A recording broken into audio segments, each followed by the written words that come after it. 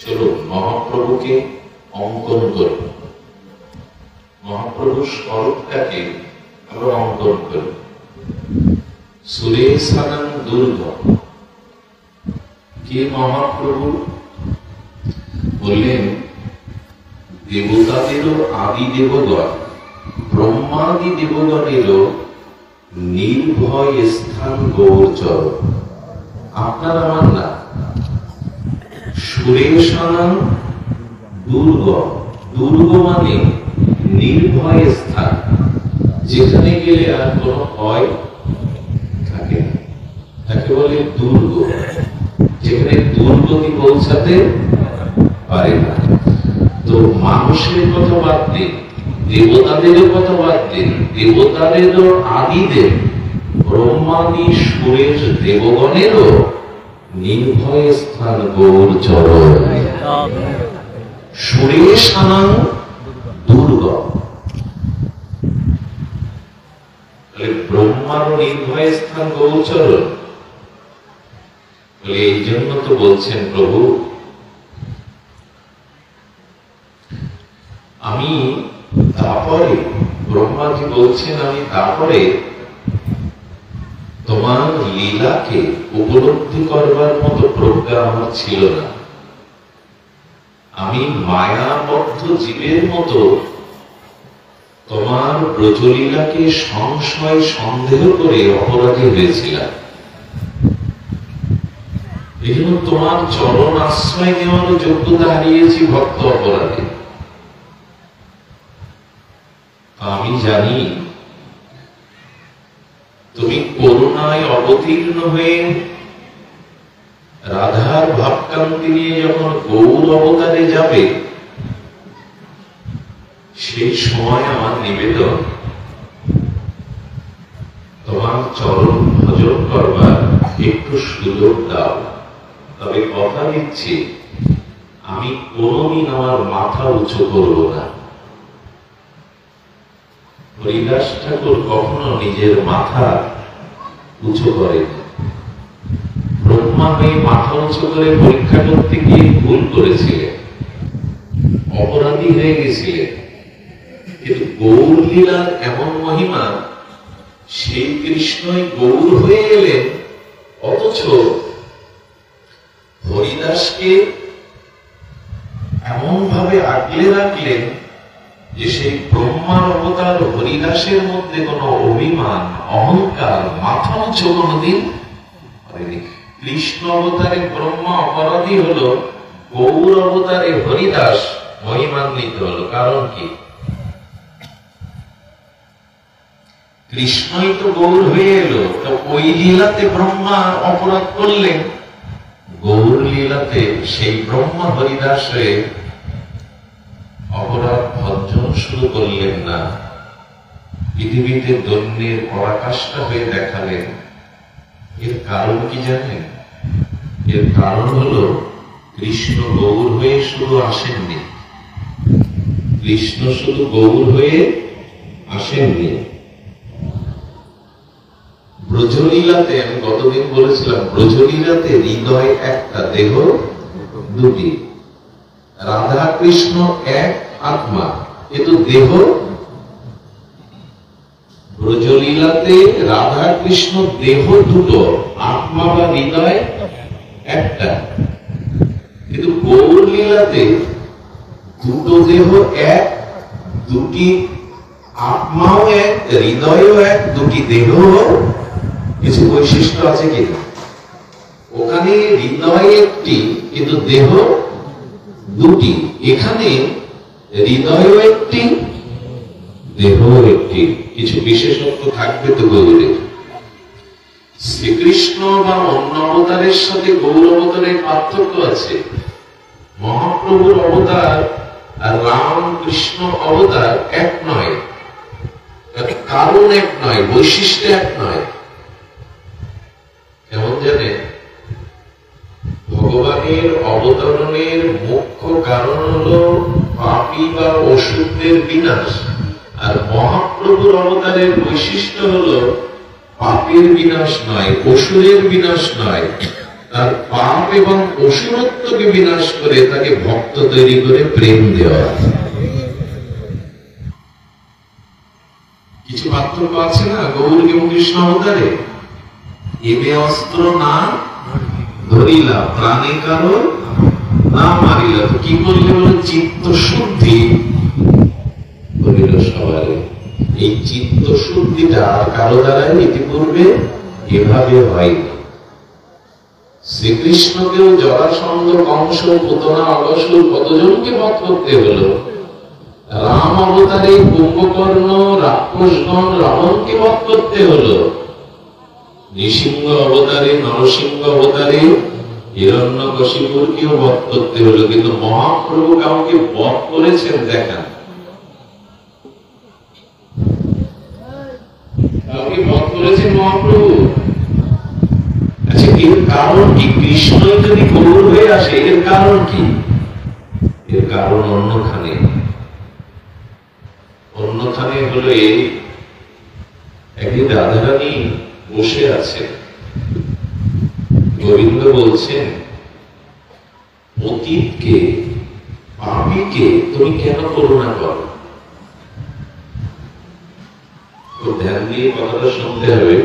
পতিতকে, স্খলিত পাপীকে তুমি কেন করুণা করো? রাধারানী তখন গোবিন্দকে হাত জোর করে প্রশ্ন করছে, পতিত কাকে বলে তো আমি জানি না। এই কথার কথা নয়, রাধারানী জানে না পাপী বা পতিত কে। যেমন সূর্য জানে না অন্ধকার কাকে বলে। সূর্য জানে অন্ধকার কাকে বলে? সূর্য কোনদিনই জানে না যে অন্ধকার কি বা কি রূপ। রাধারানী জানে না পতিত কারা, পাপী কারা। কৃষ্ণ জানে, ভগবান জানে। গোবিন্দ তখন চিন্তা করলেন, বলিতে যদি করুণায় যেতে হয়, তবে আমার ভাব নিয়ে গেলে হবে না। যার অভিধানে পতিত বলে, পাপী বলে নেই কেউ, তার ভাবটা নিয়ে গেলেই তবে করুণা করতে পারবো।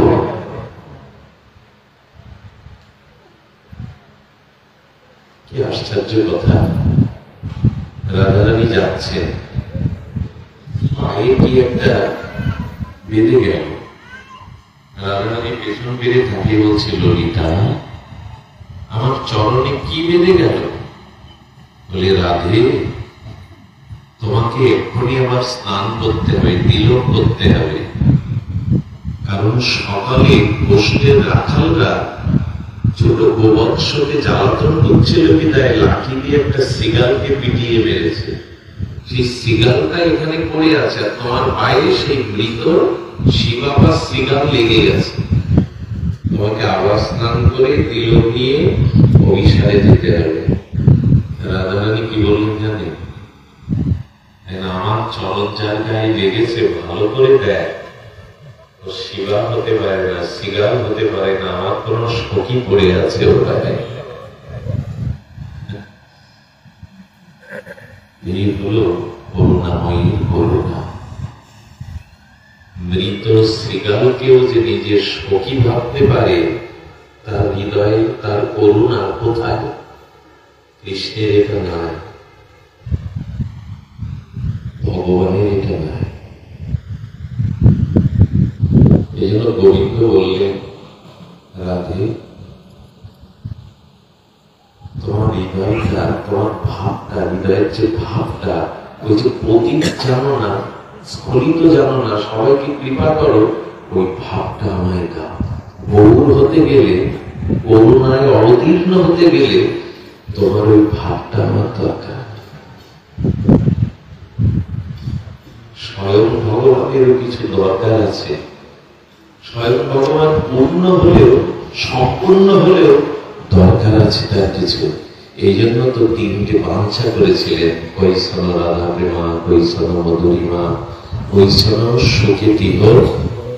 ও ভগবানের এই বাঞ্ছাগুলি পূর্ণ হয়নি, হৃদয় চাইছেন। শব্দ হারিয়ে যায় জানেন এইখানে। রাধারানী বললেন, প্রিয় হৃদয় আমি তোমাকে দিতে পারবো না।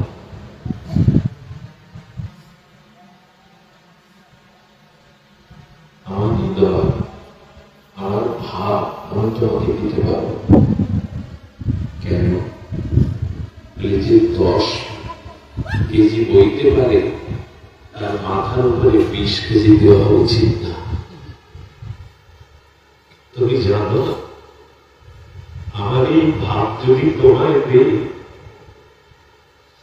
তুমি দাঁড়াতে পারবে না, ধুলায় গড়াবে।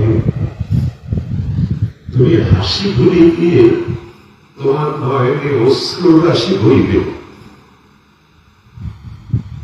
কথাগুলি সাধারণ না। রাধারানী বলছেন, আমি যদি আমার ভাব তোমায় দিই, তোমার মুখে হাসি থাকবে না, ওই হাসিটা নয়নের অশ্রু রাশি হয়ে যাবে।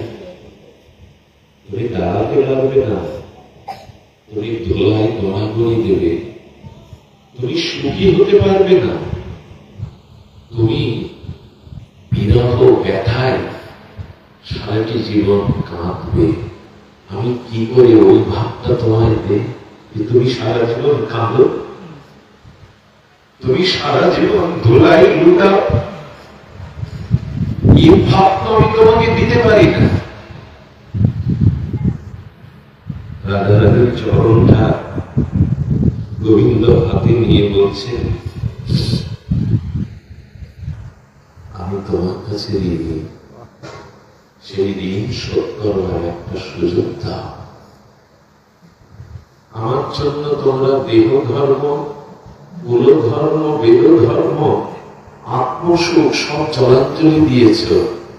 বাবা বলছিলেন, আমি পারিনি। তোমার ভাব না পেলে, তোমার হৃদয়ের এই ভাব না পেলে আমি নির্মুক্ত হতে পারবো না। রাধারানী ভাবটা দিয়েছিলেন, এই জন্য গৌর এত করুণা পেয়েছিলেন, এত ধন্য ছিল। কারণ রাধারানী করুণাময়ী। ওই ভাবটাই কৃষ্ণ যবে দিল, রাধারানী দিলেন কিভাবে জানেন? গলার মালা দিয়ে না। তবে আরেকটি কথা আছে, আমার ভাব পেলে সমস্ত আত্মসুখ জলাঞ্জলি দিয়ে তুমি যখন কাঁদবে, ধুলায় গড়াবে, যখন এই পর্বত সম তপ্ত কাঞ্চনময় স্বর্ণ অঙ্গটি ধুলায় কঙ্কট ফুটবে, তবে আরেকটি জিনিস তোমায় আমি দেব।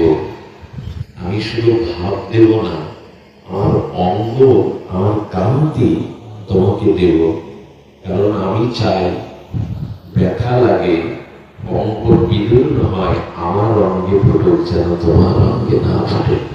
তুমি এবার ভেতরে যাও, আমি তোমার অঙ্গকে আস্বাদন করে আমার কান্তি দিয়ে দিই।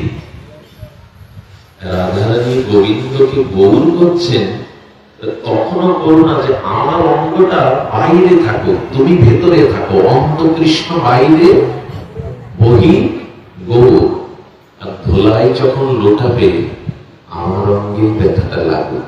রামচন্দ্র যখন বনে গেল না, গোপীভাবের সাথে ভরতের মিল আছে। ভরতের বনদেবী প্রকাট হয়ে রামচন্দ্রকে বলছেন, প্রভু বনে এসেছেন, আমাকে সেবার সুযোগ দিন। তখন বনদেবীকে বলছেন, পুষ্প ফলে পল্লবিত হয়ে শিশুতেও ছায়া দিয়ে তুমি তো সেবাই দিচ্ছ, আমার কোন সেবার প্রয়োজন নাই।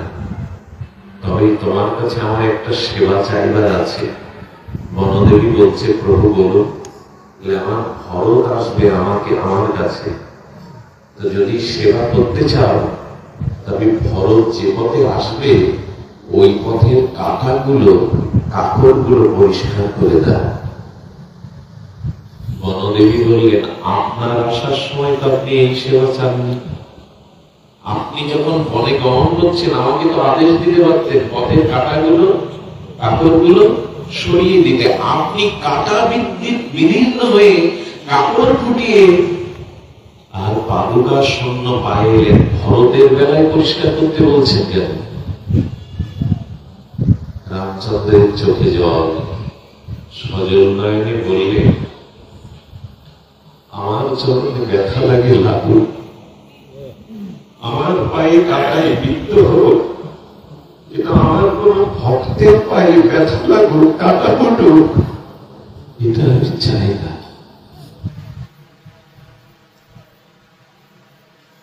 রাধারানীও যেন বলছে, রাধানাথ, তোমার অঙ্গটাও আমি নিয়ে যেতে দেব না, আমার অঙ্গটা, আমার কান্তিটা আমি তোমার বাইরে মিশিয়ে দেব, যাতে কৃষ্ণ বলে ঋণ শোধ করতে তুমি যখন ধুলাই করাবে, কাপড় কম্পট যেন তোমার অঙ্গে না বিধে, তুমি ভেতরে থাকো, আমি বাইরে থাকি। এটার নাম ভালোবাসা। এটা গোবিন্দের অভাব ছিল, রাধারানীর মধ্যে ছিল। এই জন্য গৌরের কিছু বৈশিষ্ট্য হল এই রাধা ভাবকান্তি নিয়ে, কথাটা আমরা প্রায় জানি, প্রায় উচ্চারণ করি, রাধা ভাবকান্তি সুবলিত তনু, কিন্তু ভাব বা কান্তি কেন দিয়ে?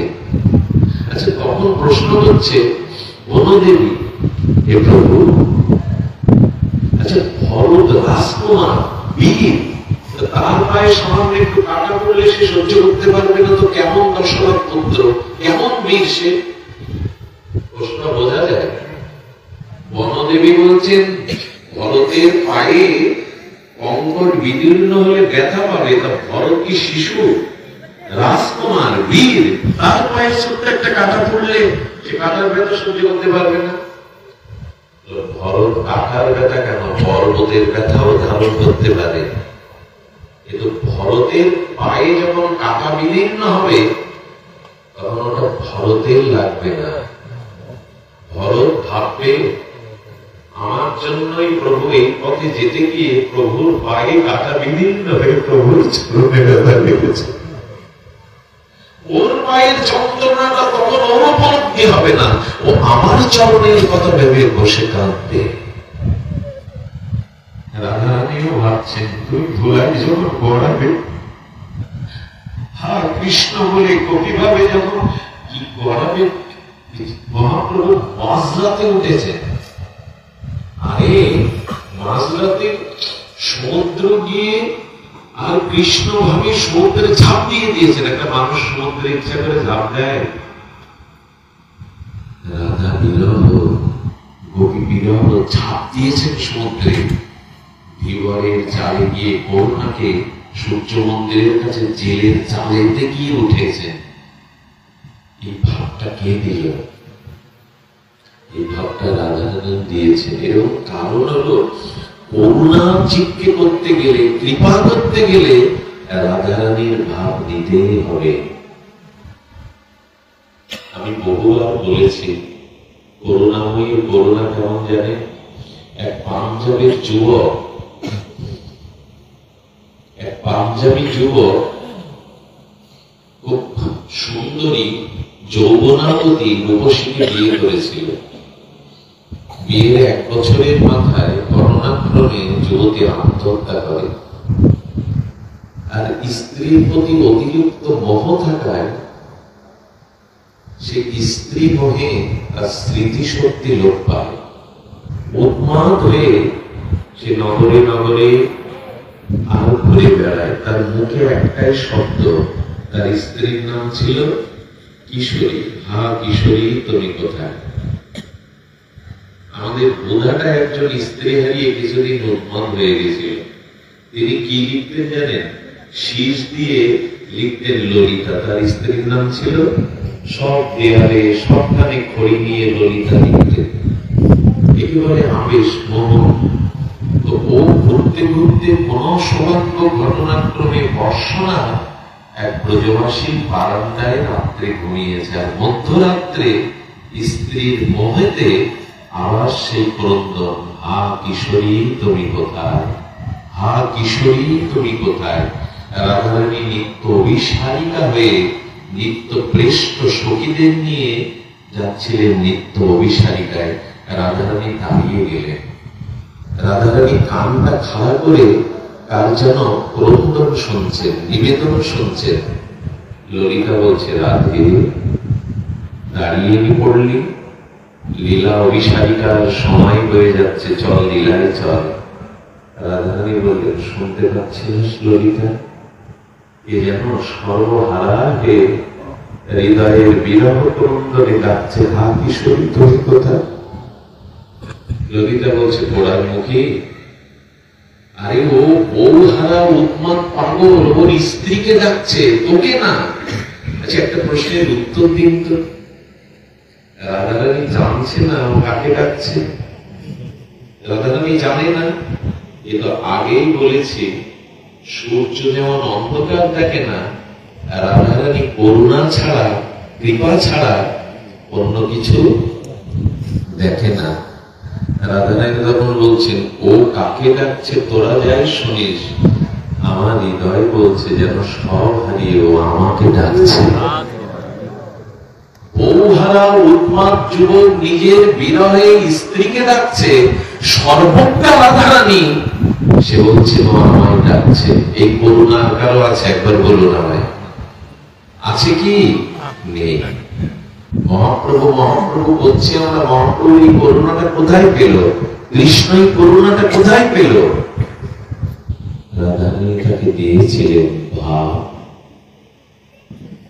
এই জন্য তিনি পেলেন। এই জন্য গৌর হতে, গৌর আবির্ভাব নবদ্বীপে হয়নি, গৌর আবির্ভাব ব্রজ নিকুঞ্জ রাধারানী করিয়েছিলেন, হাত ধরে পাঠিয়েছিলেন, যাও এই ভাব কান্তি নিয়ে কলিহত জীবের কাছে গিয়ে করুণার মূর্তি নিয়ে দাঁড়াও। রাধারানী গৌর করেছেন, রাধারানীর কাছেই গৌর প্রকাশ হয়েছে, তারপরে নবদ্বীপে এসেছে। রাধা ভাব কান্তি ধরি, রাধা প্রেম গুরু করি, নদিয়াতে হইল উদয়। ওই ভাবকান্তি রাধারানী বললেন, ললিতা সর্বহারা হয়েও যেন আমায় ডাকছে। ললিতা বলছে, বলিহারি রাধে, বউ পাগলা উন্মাদ যুবককে মনে হয়েছে কিশোরী তোকে ডাকছে, যা ও না এলে আমি লীলায় যেতে পারবো না, ওকে আন আমার কাছে। কোন সুকৃতি কোন সৌভাগ্য আছে ওর? রাধারানী বলছেন, ও না এলে আমার পা উঠছে না, এটা আমার অঙ্গ কাঁপছে। বাবা যায় বাবা, কোন বউ পাগল উন্মাদের কিশোরী একটা আত্মনাদ ডাকে, রাধারানী বলছেন আমার অঙ্গ কাঁপছে, আমার পা টলছে, ও আমার সাথে না এলে আমি চলতে পারবো না। কথার কথা নয়, এটাই রাধারানী করুণা কৃপা। এমনি এমনি রূপ সনাতন বৃন্দাবনের এক এক বৃক্ষতলে শুকনো রুটি চানা চিবিয়ে রাধা রাধা বলতেন না, এমনি তারা এক এক বৃক্ষতলে এক এক দিন বাস করতেন না। আহার নেই, নিদ্রা নেই, রাধা কুণ্ডের তীরে পড়ে রঘুনাথ দাস গোস্বামী রাত দিন কাঁদেন, গোসাই এ রাধে তবই বাষ্মী ন জীবামি তোয়া বিনা। রঘুনাথ দাস গোস্বামী 16 বছর মহাপ্রভুর কাছে ছিলেন, এতটা ব্যাকুল হননি। রাধা কুণ্ডে গিয়ে দাস গোস্বামী ব্যাকুল হয়েছিলেন, কারণ ওইখানে করুণাময়ী কৃপা তিনি প্রাপ্ত হয়েছিলেন। আমি একটা জিনিস বলে আপনাদের বিশ্রাম রাখবো, এই জন্য যে মহাপ্রভুর করুণা, মহাপ্রভুর কৃপা, এইটাই আমাদের ভরসা। আমাদের জপ নেই, তপ নেই, ধ্যান নেই, সত্য নেই, দান নেই, ক্ষমা নেই, আমাদের মনুষ্যত্ব লোপ পেয়ে গেছে। ভরসা শুধু একটা, রাধারানীর কিবা সমন্বিত আমাদের গৌর আছে, নিতাই আছে, এটাই কেবল ভরসা, অন্য কোনো ভরসা নেই আমাদের। এখনো যেটুকু আশার প্রদীপ আমাদের জন্য জ্বলছে তাই নিতাই গৌর।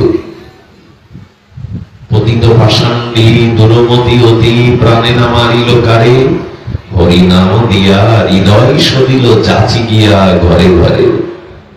বলি ঘোর তিমিরে বরসল জগজন ধর্ম কর্ম রহুদূর, অসাধনে চিন্তামণি বিধি মিলাইল আনি গোড়া বড় দয়ার ঠাকুর।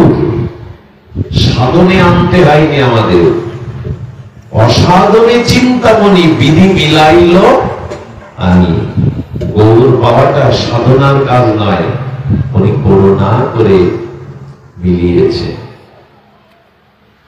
আর এই রাধারানীর কৃপা পেয়ে, করুণা পেয়ে আমার গৌর কৃপা কেমন কৃপা বানালো। এই বাবার কথা গঙ্গা জলে গঙ্গা পূজা করি, উনি ওনার মুখে বহুবার শ্রবণ করার ভাগ্য হয়েছে। নিতাইকে ডেকে ডেকে বলছেন, শোনো নিতাই, শোনো হরিদাস, যাও জীবের দুয়ারে দুয়ারে নাম শোনো, শোনো নিত্যানন্দ, শোনো হরিদাস। যে নাম নেবে না আমাকে এসে তার কথা বলবে। বাবা বলেন নাই কথাটা? তো নিতাই চাঁদ একদিন বলছে, তো তোমার নাম যদি কেউ না নেয় স্বতন্ত্র ভাবে, তুমি তার কাছে গিয়ে কি করবে গৌরী? নিতাই, তোমার করুণা, তোমার নাম যে দেবে না, আমি তার কাছে মাথা নত করে যাব, গিয়ে হাত জোর করে বলবো, একবার কৃষ্ণ বলো। তুমি হাত জোর করবে, ভক্ত জীবের কাছে বললো, শুধু হাত জোর করবো না, এরপরেও যদি সে নাম না নেয়, আমি তার চরণ দুখানা জড়িয়ে ধরে কৃষ্ণ বলো, একবার কৃষ্ণ বলো, আমি তার চরণ ধরে লুকিয়ে পড়বো। এই হলো গৌর।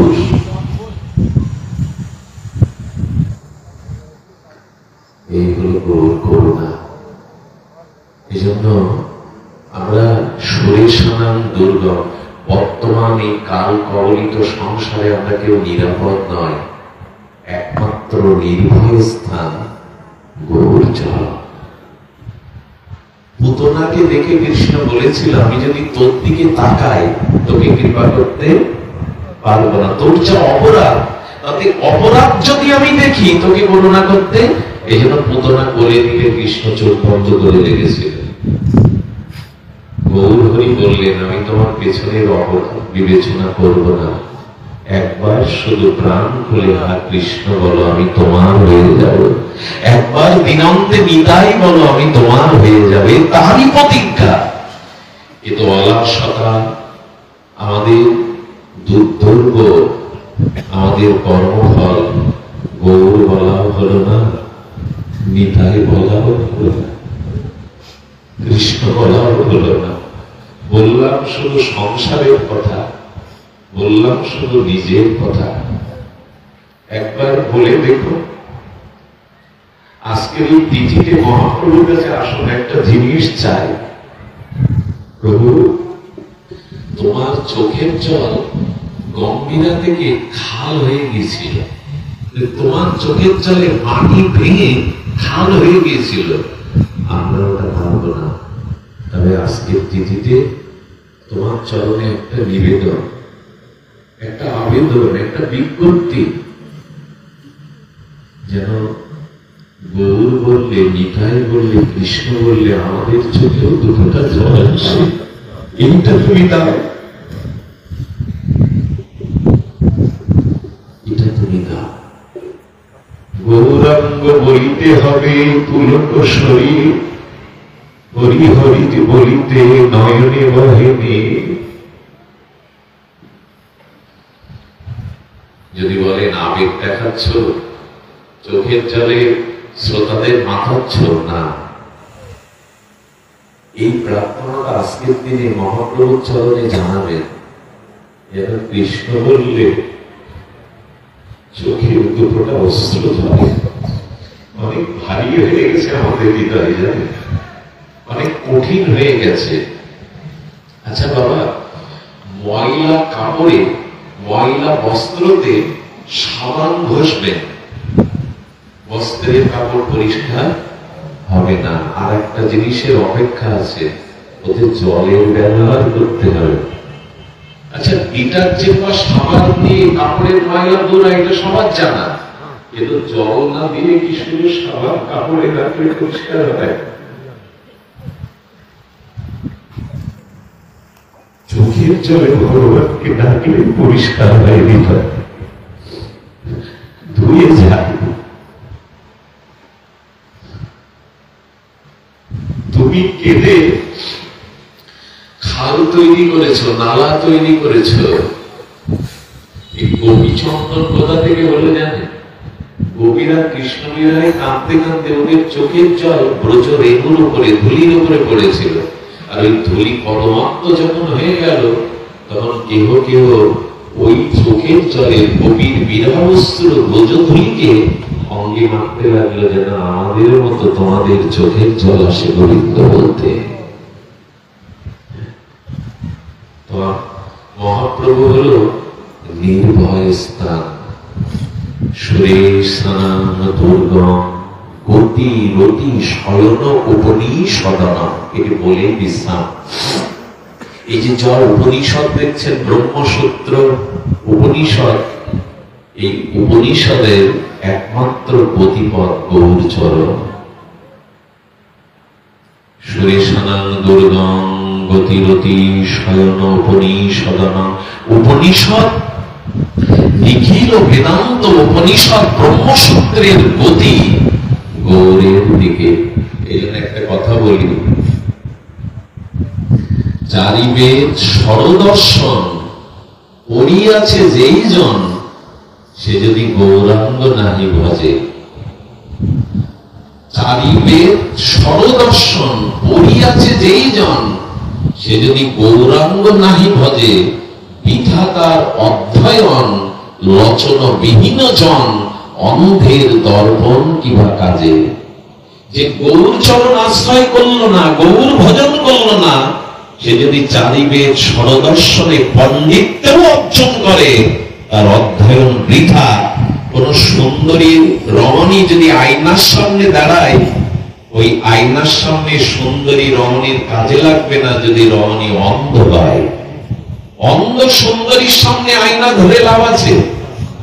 যদি তোমার গৌর চরণেই রতি না হলো, চারি বেদ ষড়দর্শন করে তোমার কিছু হয়নি। কারণ বেদ ও উপনিষদ গৌর চরণকে জানিয়ে দেয়।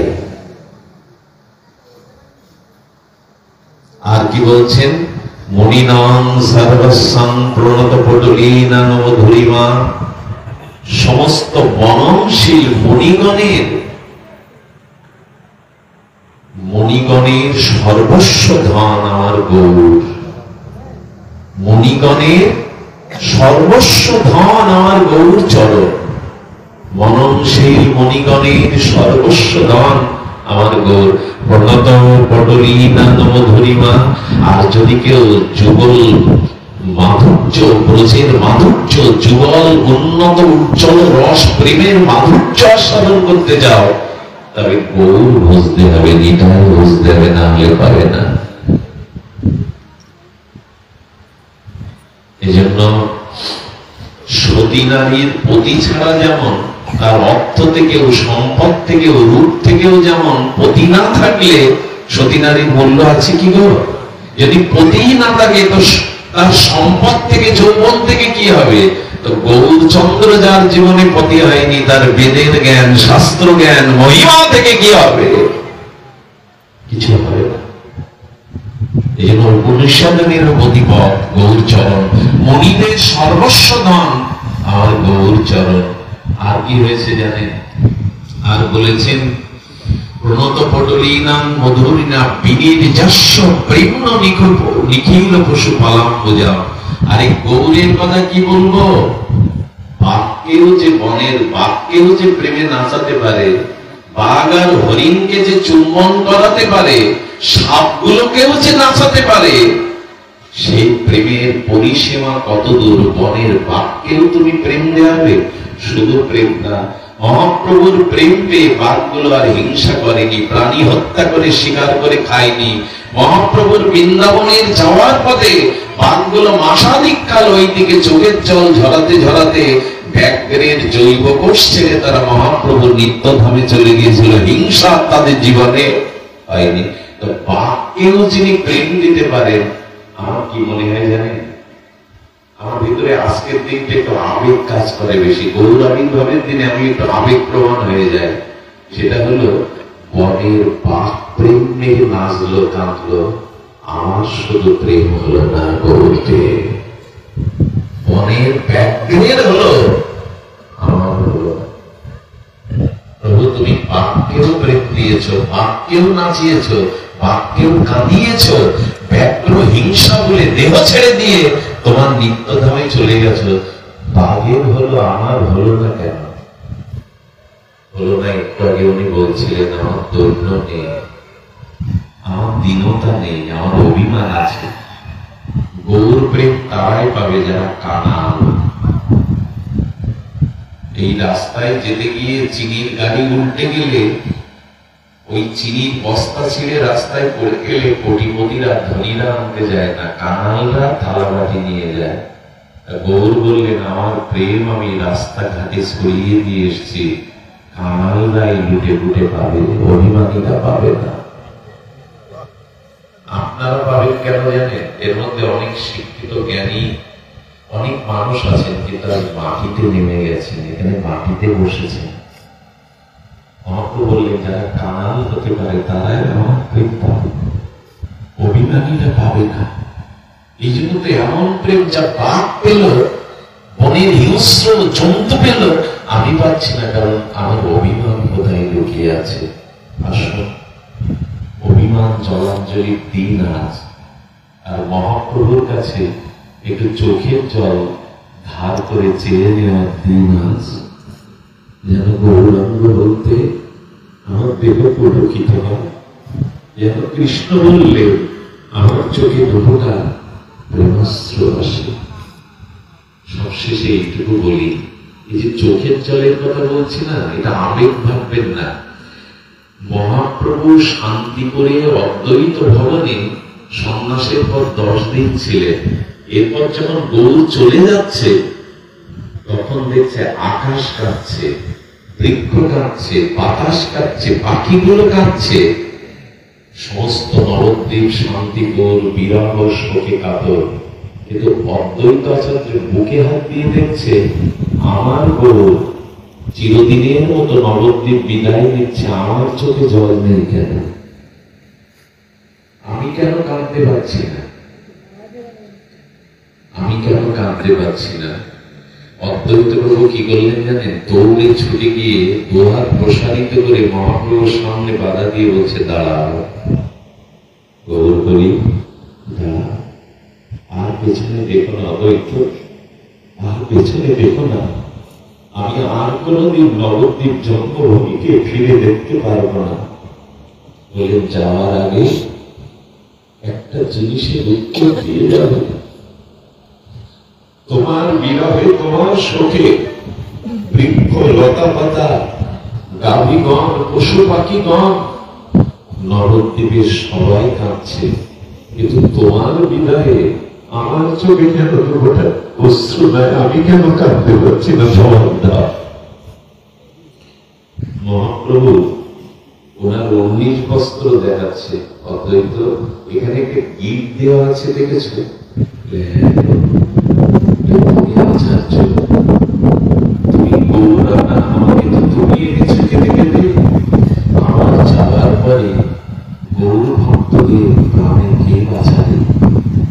তুমি বাঁচাবে। তুমি যদি কাঁদো, তুমি যদি ক্রন্দন করে ভেঙে পড়ো, সচিমাকে নবদ্বীপ ভক্তদের কে বাঁচাবে? তাই তোমার কান্নাটা আমি গিফট দিয়ে বেঁধে নিয়ে চলে যাচ্ছি, তোমার তুমি কাঁদতে দেবো না। ওই যে দাদাটি বলছিল না, মহাপ্রভুর চোখের জল পদ্মার মধ্যে রেখে বললে প্রেম রেখে গেলাম। নদীর গর্ভে, পদ্মার গর্ভে চোখের জলে প্রেম রাখা যায়? এটা মহাপ্রভুর পক্ষে সম্ভব। মহাপ্রভু বলছেন তোমার প্রেমাশ্রু চোখের জলটা আমি গিট দিয়ে বেঁধে নিয়ে যাচ্ছি। অদ্বৈত চরণে পড়ে বললেন দরকার নেই কারো সান্ত্বনা, কিন্তু গৌর বলে যদি না কাঁদতে পারি আমি বাঁচবো না, আমার প্রাণ বাঁচবে না। তুমি গিটটা খুলে দাও, আমার চোখে গৌর বলে অশ্রু দাও, নাহলে আমি বাঁচবো না। প্রভু ভক্তে প্রত্যন দেখে মহাপ্রভু গিট খুলে দিলেন। সঙ্গে সঙ্গে অদ্বৈত কাঁদতে কাঁদতে ধুলায় মূর্ছিত হয়ে পড়ে গেলেন। আজকের থেকে আমরা শুনলাম, আমরাও চাই অদ্বৈত প্রভুর মতো যেন কৃষ্ণ বলতে চলে যে ভালোবাসে, যেন গৌর বলতে হৃদয় পুলকিত হয়। এইটুকু গৌরাঙ্গ ভবনে কতবার আমি আসতে পারি, এদের ভালোবাসা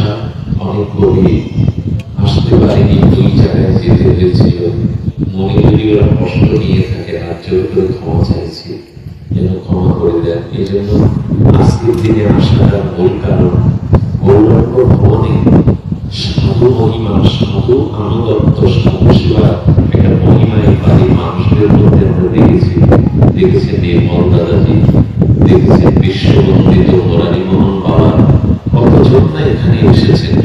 এই জন্য এই মাটির এই পরিবারের মানুষদের সাধু প্রীতি, বৈষ্ণব প্রীতি অনেক অনেক জন্মের স্বীকৃতি তারা পেয়েছে। আশীর্বাদ করবেন, বলে যেন এগিয়ে যায়। জয় শ্রী গুরু প্রেমানন্দে।